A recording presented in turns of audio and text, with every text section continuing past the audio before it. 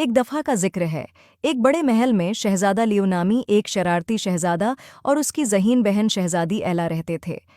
ایک دن شہزادہ لیو نے اپنی بہن پر ایک شرارت کرنے کا فیصلہ کیا۔ اس نے چپکے سے اس کا تاج لیا اور اسے جادوئی باغ میں چھپا دیا، جہاں جو بھی چیز جاتی تھی وہ غائب ہو جاتی تھی۔ جب شہزادی ایلا کو اپنے تاج کے غائب ہونے کا پتہ چلا تو وہ سمجھ گئی کہ یہ ضرور اس کے بھائی کی شرارت ہے۔ مسکراتے ہوئے اس نے ناراض ہونے کا ڈرامہ کیا اور زور سے بولی، آوا نہیں، میرا تاج غائب ہو گیا، اب میں کیا کروں؟ شہزادہ لیو، جو اپنی شرارت پر خوش ہو رہا تھا، ہنستے ہوئے بولا، میں نے اسے جادوئی باغ میں چھپا دیا ہے، تم اسے کبھی نہیں ڈھونڈ سکو گی۔ شہزادی ایلا مسکرا دی۔ اسے باغ کے بارے میں ایک راز معلوم تھا جو لیو نہیں جانتا تھا۔ اس نے بس 3 بار اپنے ہاتھوں کو تالی بجائی اور تاج پھر سے ظاہر ہو گیا جو اس کے سر پر چمک رہا تھا۔ لیو حیران رہ گیا، تم نے یہ کیسے کیا؟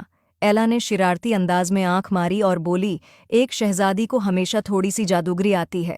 اس دن کے بعد شہزادہ لیو نے سیکھا کہ اپنی بہن کو کبھی بھی کم نہیں سمجھنا چاہیے، اور وہ دونوں نے مل کر اور بھی بہت ہنسنے والے لمحے گزارے۔